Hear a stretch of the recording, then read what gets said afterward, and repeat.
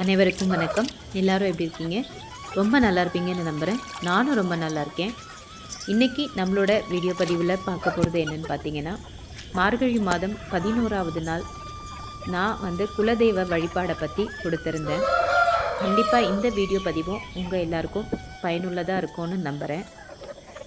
என்னால் தொடர்ந்து மார்கழி மாத பூஜை வீடியோவை சில தவிர்க்க முடியாத காரணங்களால் கொடுக்க முடியல. அதனால் நான் இன்றைக்கி 11வது நாள் பதிவை கொடுத்துருக்கேன். கண்டிப்பாக இந்த வீடியோ பதிவும் உங்களுக்கு பிடிக்கும்னு நம்புகிறேன்.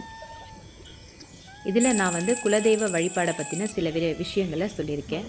வாங்க இப்போ வீடியோ பதிவுக்குள்ளே போகலாம். இன்றைக்கி காலையில் 11வது நாள்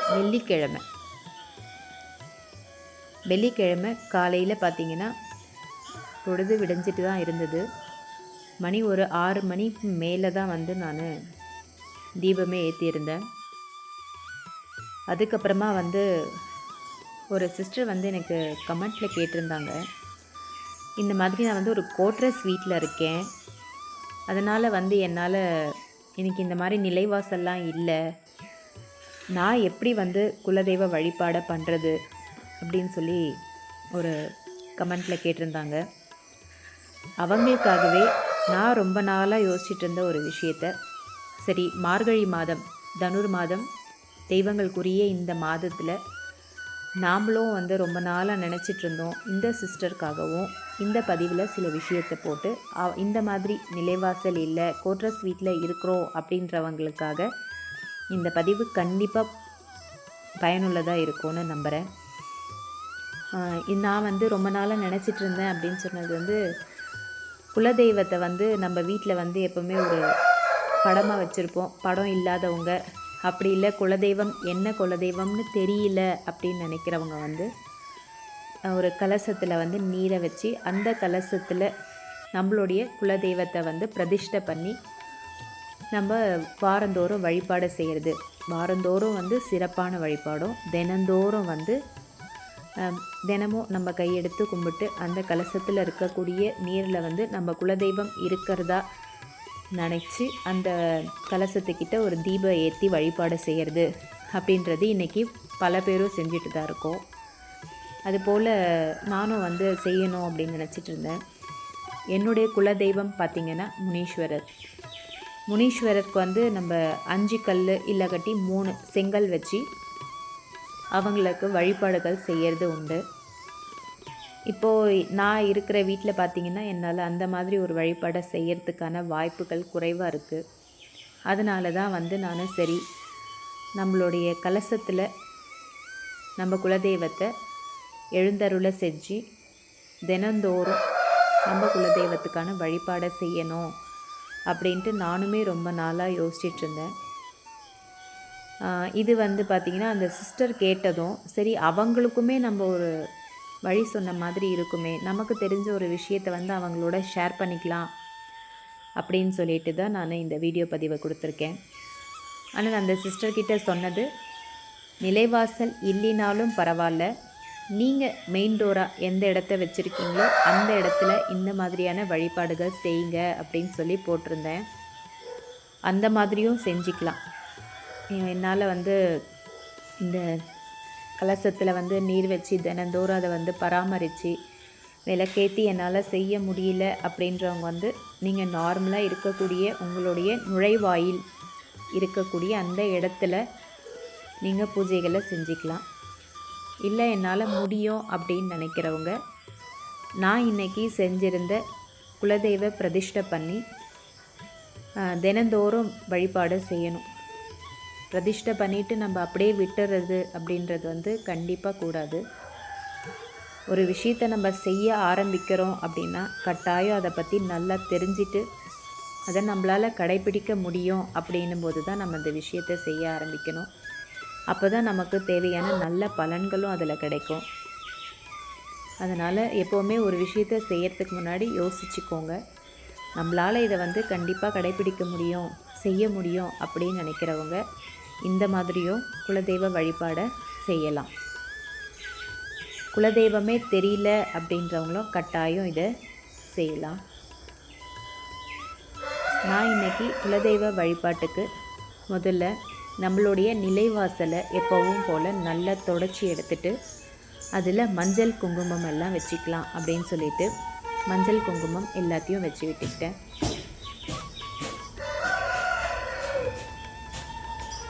நிலைவாசல் இல்லாதவங்க கண்டிப்பாக இது போன்ற வழிபாடுகளை செய்யுங்க. அதுவுமே நல்ல பலன்களை தரும். ஒரு சில நிலைவாசலில் இந்த மாதிரி கலசம் வைக்காமல் நம்மளுடைய பூஜை அறைகள்லேயே கூட இந்த மாதிரியான கலசத்தை வச்சு அந்த இடத்துல குலதெய்வத்தை நினச்சி வழிபாடுகள் செய்கிறது அப்படின்றதோ பல பேர் வீட்டில் செஞ்சிட்ருக்காங்க. நிலைவாசல் பக்கத்துலேயும் இது போல் அமைச்சு செய்யலாம். எந்த விதமான தவறும் கிடையாது. ஆனால் உங்களால் அதை பராமரிக்கணும். அந்த ஒரு விஷயத்தை மட்டும் நினைவில் வச்சுக்கோங்க. இதை நான் நிறைய தடவை சொல்கிறேன். இப்போது எப்பவும் போல் நிலைவாசலை தொடச்சி மஞ்சள் குங்குமத்தை வச்சுக்கிட்டேன்.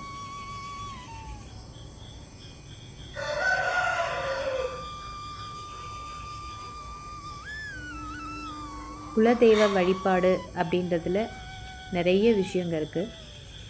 நீர் ஊற்றியும் நம்ம அந்த கலசத்தில் குலதெய்வத்தை பிரதிஷ்டை பண்ணலாம்.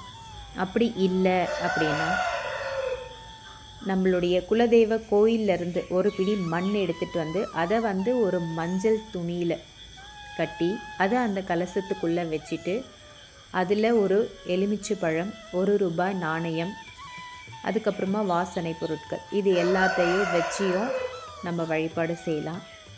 ஆனால் நான் இன்றைக்கி செஞ்சுருந்தது பார்த்திங்கன்னா, கலசத்தில் நீர் வச்சு அதில் குலதெய்வத்தை பிரதிஷ்டை பண்ணி வழிபாடு செய்கிறது. இந்த நீரை பார்த்திங்கன்னா கண்டிப்பாக வாரந்தோறும் மாற்றிடணும். வியாழக்கிழமை ஒவ்வொரு நாளும் வியாழக்கிழமை அன்னைக்கு நம்ம இந்த நீரை மாற்றிட்டு புது நீரை நிரப்பணும். அந்த கலசத்தை நல்லா சுத்தமாக கழுவிட்டு புது நீர் நிரப்பி அதில் நான் இப்போது இந்த வீடியோ பதிவில் உங்களுக்கு காட்டியிருப்பேன் என்னென்ன பொருட்களை சேர்க்கணும் அப்படின்னு சொல்லிட்டு.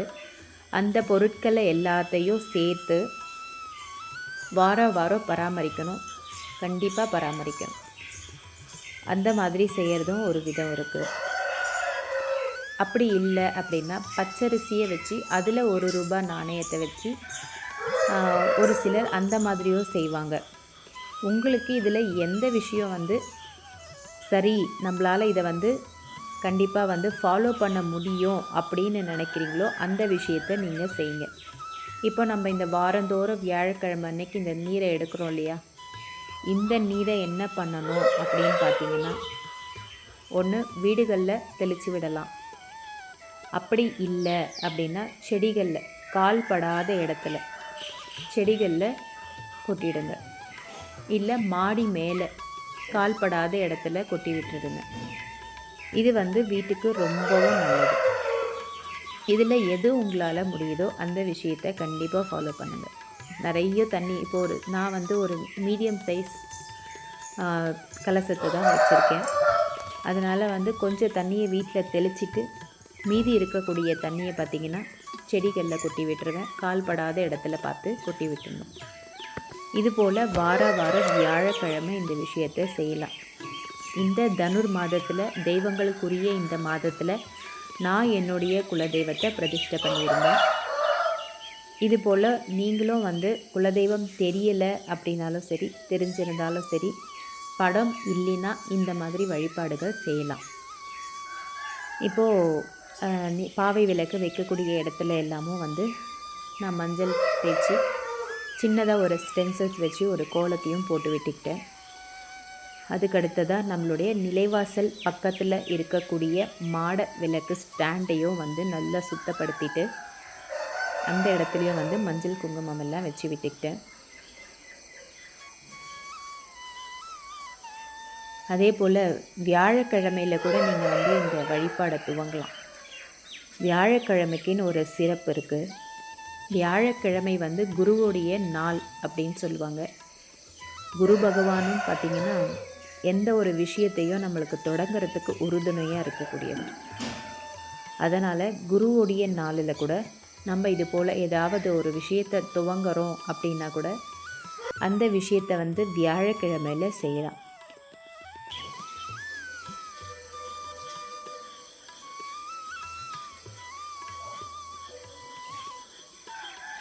அடுத்தது ஒரு சிஸ்டர் பார்த்திங்கன்னா நம்மளுடைய துளசி மாடை வீடியோ கொடுத்துருந்தேன். துளசி மாடத்தை எப்படி வந்து பிரதிஷ்டை பண்ணணும் அப்படின்னு சொல்லி ஒரு பதிவை நான் கொடுத்துருந்தேன். அந்த பதிவை பார்த்துட்டு அவங்களுக்கு சில சந்தேகங்கள் இருந்தது, அதை கேட்டிருந்தாங்க. இப்போது அந்த முதல்ல பிரதிஷ்டை பண்ணும்போது வந்து நான் நவதானியத்தை வைக்கணும் அப்படின்னு சொல்லியிருந்தேன். நவதானியத்தை வைக்கிறது அப்படின்றது வந்து நல்ல விஷயம். எறும்பு வந்துடுமோ அப்படின்னு சொல்லி ஒரு கேள்வி கேட்டிருந்தாங்க. கண்டிப்பாக எறும்புகள் வரும். இல்லை ஒரு சில இடத்துல அந்த மாதிரியான விஷயம் இல்லாமையும் இருக்கும்.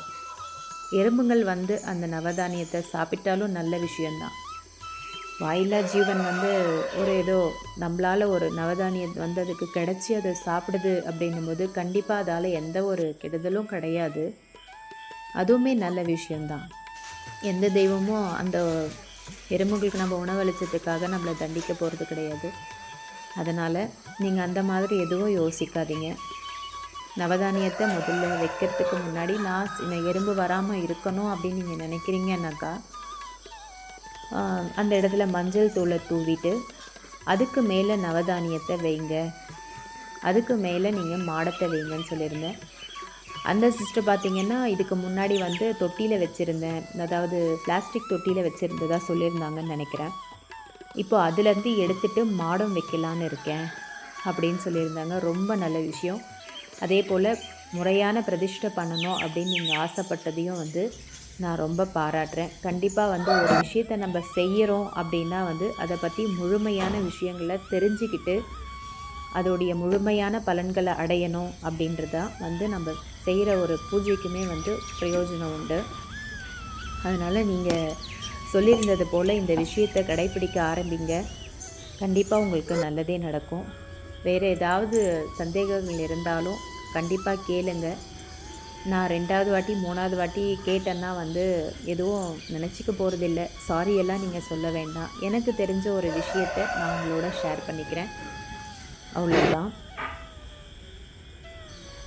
இப்போது நம்மளுடைய நிலைவாசல் எல்லாத்தையும் நல்லா அலங்காரம் பண்ணி முடித்தாச்சு. அடுத்ததாக பார்த்திங்கன்னா பாவை விளக்குக்கோ மஞ்சள் குங்குமம் எல்லாம் வச்சு பாவை விளக்கு வைக்கக்கூடிய மனைக்கெல்லாமல் மஞ்சள் குங்குமம் வச்சுட்டேன். இன்றைக்கி வெள்ளிக்கிழமை எப்போவும் மாக்கோலம் போடணும். ஆனால் நான் இன்றைக்கி நேரம் கம்மியாக இருந்ததால் வந்து மாக்கோலம் போடுறதுக்கு எனக்கு டைம் பத்தலை. ஏன்னா சீக்கிரமாக நம்ம பூஜை வேலைகளை செய்யணும் அப்படின்றதுனால நான் வந்து பச்சரிசி மாவு கலந்த கோல மாவுலேயே வந்து கோலத்தை போட்டுக்கிட்டேன். ரொம்ப சின்ன கோலமாக தான் போட்டுக்கிட்டேன். நிலைவாசல் பூஜையை முடித்ததுக்கப்புறமா வந்து துளசி மாடை பூஜை பண்ணணும். துளசி மாடை பூஜையை பண்ணி முடித்ததுக்கப்புறமா வந்து உள்ள தெய்வங்களுக்கு எல்லாருக்கும் வந்து சாமி கும்பிடணும். அதனால் ரொம்ப டைம் ஆகிட போகுது அப்படின்றதுனால வந்து கொஞ்சம் சுலபமாகவே வேலைகள் எல்லாத்தையும் முடிச்சிடலாம் அப்படின்னு சொல்லிட்டு சிம்பிளான ஒரு கோலம் தான் போட்டுக்கிட்டேன்.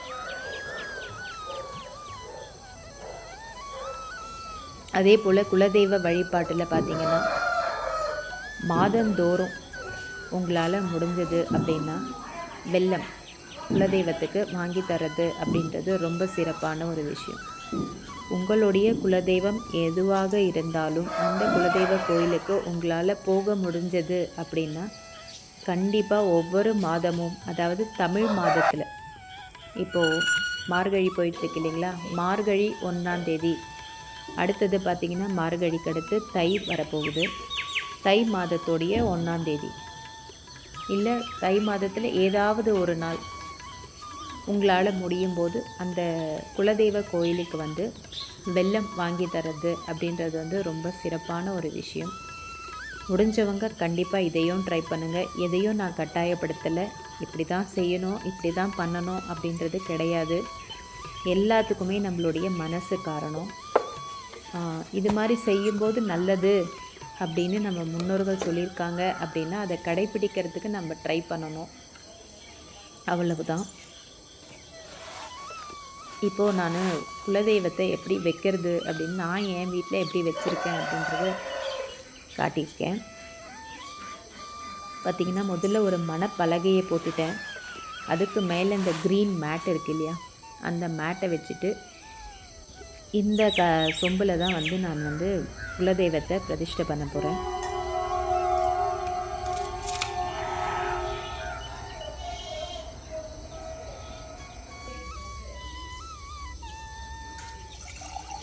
அதுக்கு நான் முதல்ல கலசத்தில் நல்லா சுத்தமாக கழுவி எடுத்துட்டு, நல்ல ஒரு சுத்தமான காட்டன் துணியை வச்சு தொடச்சி எடுத்துட்டு, அதில் ஃபுல்லாக நீர் நிரப்பிக்கணும். நீரோடைய அளவுன்னு பார்த்திங்கன்னா கம்மியாலாம் இருக்கக்கூடாது, நல்லா நிரம்ப இருக்கணும். அந்த மாதிரி நீர் வச்சதுக்கு அப்புறமா என்னுடைய குலதெய்வம் முனீஸ்வரர் அப்படின்னு இருக்கிறதால 3 விபூதியால் பட்டையை போட்டு விட்டுட்டேன். அடுத்ததாக மஞ்சள் வச்சு குங்குமத்தையும் வச்சுக்கிட்டேன். உங்களுடைய குலதெய்வம் என்னவோ அதுக்கேற்ற மாதிரியான அலங்காரங்களை நீங்கள் அந்த சொம்புக்கு பண்ணிக்கோங்க. இப்போது இந்த நீர் நிரப்பின கலசத்தில் பார்த்திங்கன்னா முதல்ல நான் வந்து கொஞ்சமாக வந்து மஞ்சள் தூள் சேர்த்துருக்கேன். மஞ்சள் தூள் போட்டுட்டு எப்போவுமே அந்த தண்ணியை வந்து நம்ம புனிதமான தண்ணியாக மாற்றுறதுக்கு இந்த மஞ்சள் தூள் வந்து நமக்கு ஒரு துணையாக இருக்கும். மஞ்சள் தூள் போட்டதுக்கு அப்புறமா பார்த்திங்கன்னா பச்சை கற்பூரம் அதை வந்து கொஞ்சம் பொடி பண்ணி அதில் சேர்த்துக்கிட்டேன். பச்சை கற்பூரமும் போட்டதுக்கு அப்புறம் பார்த்திங்கன்னா ஜவ்வாது, இது வந்து அந்த நீருக்கு வந்து ஒரு நல்ல வாசனையை தரும். அதனால் இந்த ஜவ்வாதையும் இதில் சேர்த்துக்கிட்டேன். கூடவே ஒரு ஏலக்காய் அதையும் அதோடு சேர்த்துக்கோங்க. அதுக்கடுத்து ஒரு ரூபாய் நாணயம் அதையும் இதில் சேர்த்துருங்க. அவ்வளவுதான். இது எல்லாத்தையும் ஒவ்வொரு வியாழக்கிழமையும் கட்டாயம் மாற்றிடணும். அப்படியே விட்டுட்டு பராமரிப்பு இல்லாமல் இருக்கக்கூடாது. பூவை மட்டுமே வந்து ஒரு தினந்தோறும் மாற்றிடுறது அப்படின்றது நல்லது. பூவை வந்து இன்றைக்கி வச்சுருக்கோம், நாளைக்கு வந்து இந்த பூவை எடுத்துகிட்டு நம்ம எப்படி பூஜை அறையில் வந்து பூவெல்லாம் மாற்றிட்டு நம்ம பூஜை பண்ணுவோமோ அதே போல் தான் இந்த பூவை எல்லாத்தையும் எடுத்துகிட்டு வேறு புது பூவை போட்டு பூஜையை பண்ணிக்கலாம்.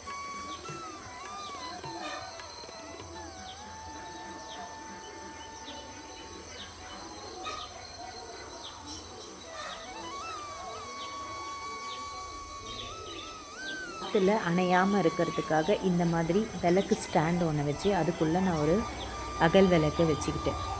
குலதெய்வத்துக்கு எப்போவுமே சிறந்தது அகல் விளக்கில் விளக்கேற்றுறது அப்படின்றது ரொம்ப சிறப்பான விஷயம். ஒரு சின்ன மண் அகலால் விளக்கேற்றி நம்ம குலதெய்வத்தை நம்ம மனதார கும்பிடும்போது நமக்கு நிறைவான பலன்களை தருவாங்க. அடுத்து நான் குலதெய்வத்தை பக்கத்துலேயே பார்த்திங்கன்னா உருளியை வச்சு உருளி அலங்காரமும் பண்ணிக்கிட்டேன்.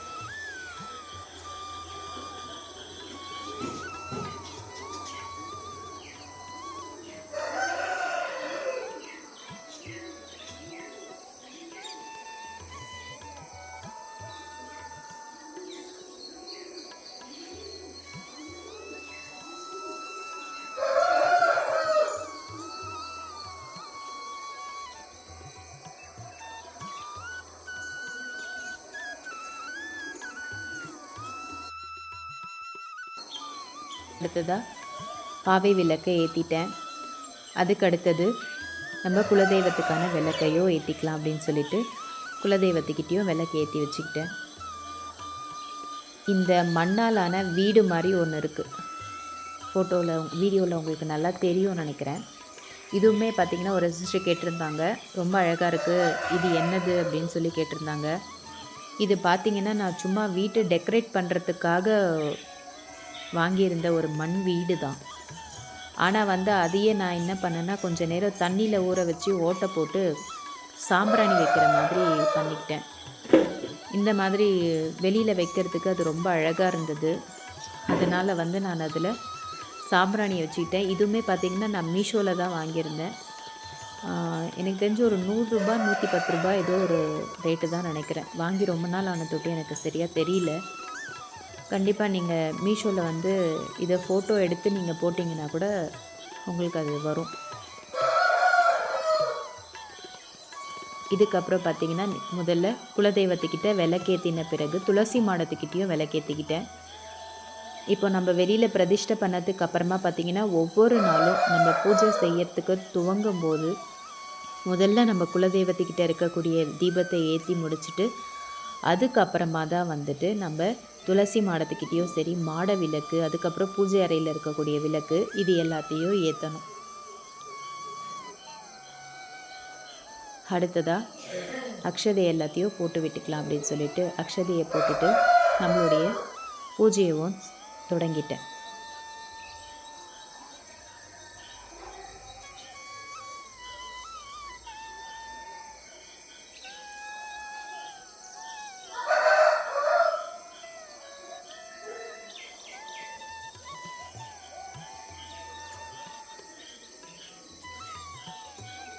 இந்த தண்ணி ஊற்றி நம்ம கலசத்தில் வந்து பொருட்களை சேர்க்கும்போது உங்களுடைய குலதெய்வத்துடைய பேரை சொல்லி குலதெய்வத்தை மனதார வேண்டிக்கிட்டு அந்த ₹1 காயினை வந்து அதுக்குள்ளே போடுங்க. இப்படி தான் நம்ம வந்து குலதெய்வத்தை பிரதிஷ்டை பண்ணணும். குலதெய்வத்துடைய மந்திரங்கள், ஸ்லோகன் ஏதாவது ஒன்று உங்களுக்கு தெரிஞ்சதுன்னா அதை சொல்லுங்கள். அப்படி இல்லைன்னா குலதெய்வத்துடைய பேரையே மனதார வேண்டிக்கிட்டு அந்த சொம்பில் வந்து அந்த நாணயத்தை போட்டு விடுங்க. இப்போது நான் எப்போவும் போல் நல்ல நிலைவாசலுக்கு, அதுக்கப்புறமா குலதெய்வ சொம்புக்கு, எல்லா இடத்துக்கும் நல்ல சாம்பிராணியை காட்டி விட்டுக்கிட்டேன். அடுத்தது நம்ம துளசி மாடத்துக்கிட்டேயும் சாம்பிராணியை காட்டி விட்டுக்கிட்டேன்.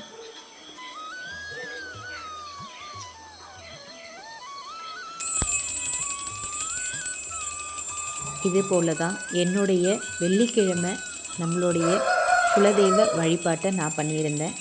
கண்டிப்பாக இந்த வீடியோ பதிவும் உங்கள் எல்லாருக்கும் ரொம்பவே பிடிக்கும்னு நம்புகிறேன். இந்த வீடியோ பதிவில் ஏதாவது உங்களுக்கு சந்தேகங்கள் இருந்தாலோ இல்லை நான் செய்திருந்த பூஜைகளில் ஏதாவது தவறுகள் இருந்தாலோ கண்டிப்பாக எனக்கு கமெண்ட் செக்ஷனில் சொல்லுங்கள். நான் என்னை மாற்றிக்கிறேன். கண்டிப்பாக இந்த வீடியோ பதிவு உங்கள் எல்லாருக்கும் பிடிக்கும்னு நம்புகிறேன். பிடிச்சிருந்ததுன்னா உங்கள் ஃப்ரெண்ட்ஸ் அண்ட் ஃபேமிலியோட ஷேர் பண்ணிக்கோங்க.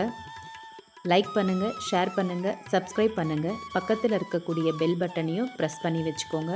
அப்போ தான் நான் போடக்கூடிய அடுத்த வீடியோவுடைய நோட்டிஃபிகேஷன் உங்களுக்கு வரும். தேங்க்ஸ் ஃபார் வாட்சிங். வாழ்க வளமுடன்.